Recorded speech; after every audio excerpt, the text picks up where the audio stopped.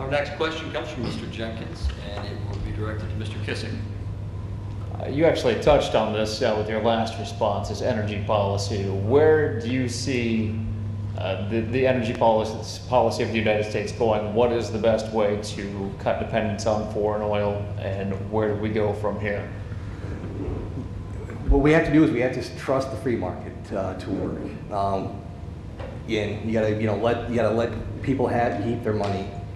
Dramatically cut taxes is going to help that.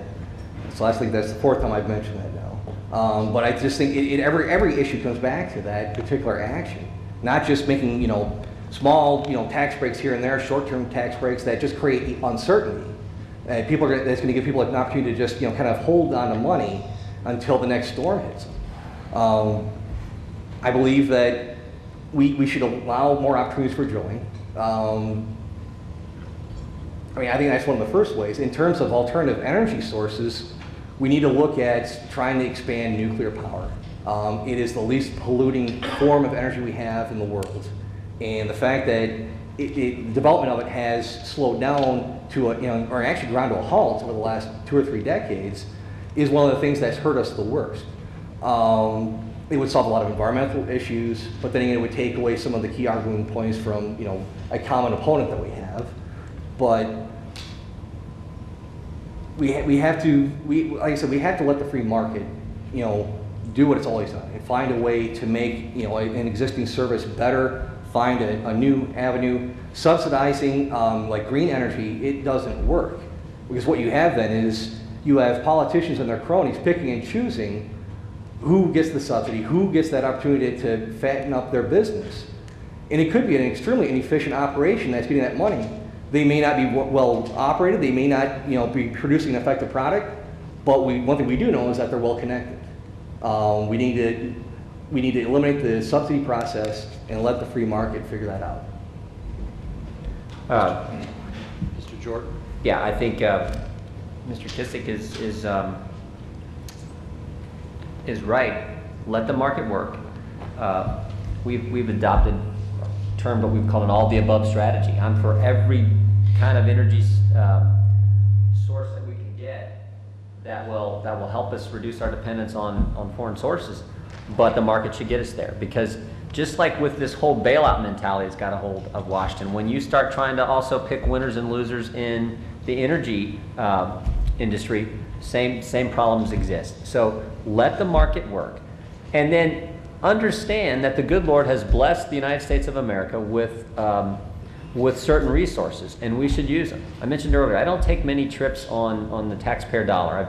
I've been to Israel, I've been to Iraq for 3 days, I've been to the Arizona border, which I mentioned, for a couple days to see the issue there, and I spent 2 days in Anwar in Alaska to see where in fact we should be drilling, 75 miles from the Alaskan pipeline. I'll remember this forever. We actually put it on our website when we were up there, because you hear the environmentalist, the radical environmentalist argument. We're all environmentalists, but the radical environmentalist argument that somehow this would hurt the.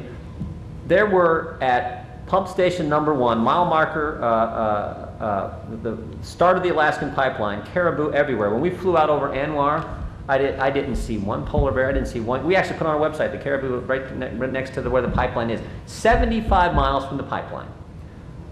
Oil reserves that we could use, bring to market, creating jobs in the process, and helping meet our energy needs. So use the resources, the coal, the oil, the gas that the good Lord has blessed us with, all the while pursuing the alternatives, but allowing the market to get us there versus the bureaucrats in Washington trying to pick who should get this subsidy, who should get this tariff, that's the wrong approach. Let the market work.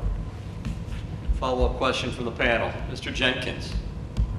For both of you, actually, has the oil spill in the Gulf given you any pause on drilling, both deep water, shallow water, I guess anywhere you would drill? Mr. Kissick. Well, what that's revealed is that the overregulation of location where you can choose to drill doesn't work. It actually created a greater risk because they were drilling in 3 times the depth of water that we traditionally have been drilling. Usually it's only several hundred feet, and they were drilling through almost a mile of water. I mean, common sense just dictates that your potential for problems just goes up exponentially. obviously, most Americans don't want to see, an oil rig, every couple miles along the coastline, especially on some of, our more pristine, shores. But, Anwar is a good example of, you've got this frozen tundra. I mean, there are some interesting ecosystems that can still work there, but for the most part, if you have a spill, I mean, you have this, it's almost like it just doesn't seem to make sense to, to deny the ability to drill there when in a spill, you still have that risk for, for seepage, but the ground is still frozen. The oil will slow to a cold sludge that will make it easier to clean up. It won't spread as severely like you had out in the Gulf of Mexico, where it gushed and it spread all through there. Yeah, I think the whole unfortunate situation on the Gulf Coast demonstrates, how big government can be such a problem. First, the regulations did, and as Mr. Kissick indicates, encourage people to drill further off coast and deeper water. Based on what we've discovered since then, it looks like the regulators weren't in fact doing their basic job, doing the inspections they were supposed to do on the platform itself. And since then, the moratorium placed on drilling off the Gulf has caused lots of folks to lose their job, further hurt our economy, our tough economy right now. Again, typical kind of reaction you get from the federal government. They didn't do their job in the first place, and then they say, oh, we're going to stop all drilling with all companies, even though it was a BP problem. I think demonstrating a lot of problems with over-regulation that we have from government in a lot of aspects of our economy. All right, we are running close to the edge of time here, so I want to ask the panel if there are any questions individually that you have that were not asked. Mr. Letterman in the back there, I see your hand up. Of course. I guess starts with Mr. Jordan, but for both of them, you've taken very few earmarks. A lot of local officials obviously oppose that position on your part. I would like you both to state your position and what your position would be, but in light of the fact that 400 or so of your House colleagues do take them regularly and healthily, that they would provide for, in the case of Lima, things that the city and the county together cannot afford. And then finally, that they're 1% to 2% of the overall budget, I guess. Explain your opposition and your position. Well, currently 178 of us in the House Republican Conference do not take earmarks. We have a moratorium that we've all taken the pledge not to pursue those this cycle, because the system is so messed up. Until the process is reformed, we've said we're not going to pursue them this year.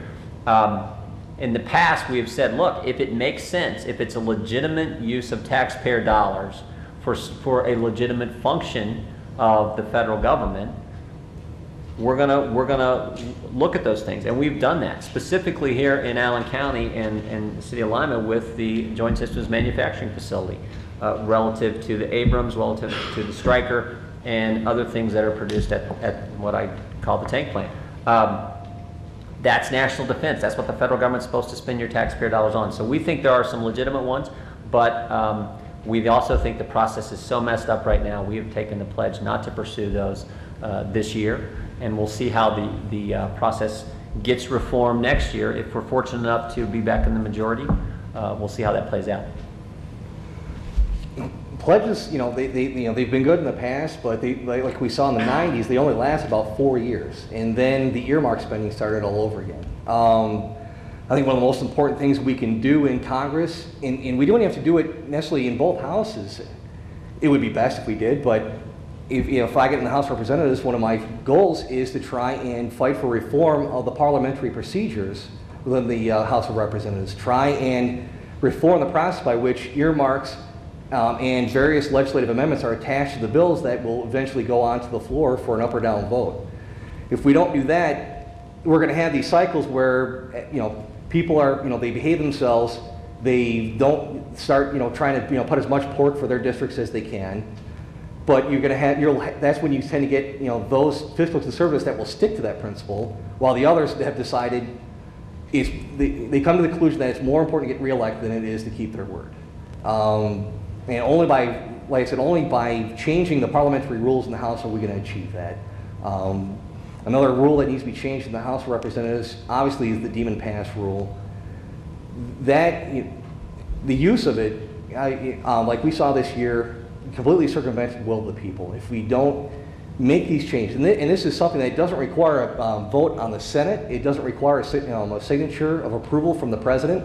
This is in-house, and this is something that representatives can do on their own to help ensure that the earmark process is not abused in the future. Follow up, Mr. Letterman? Yeah, I want to follow up with Mr. Jordan on the pledge. That is merely a pledge for politicians to keep their word not to do it. It's not a rule change. It wouldn't prevent No, the process of Democrats Yep. regain power. Is that correct? exactly right. Okay.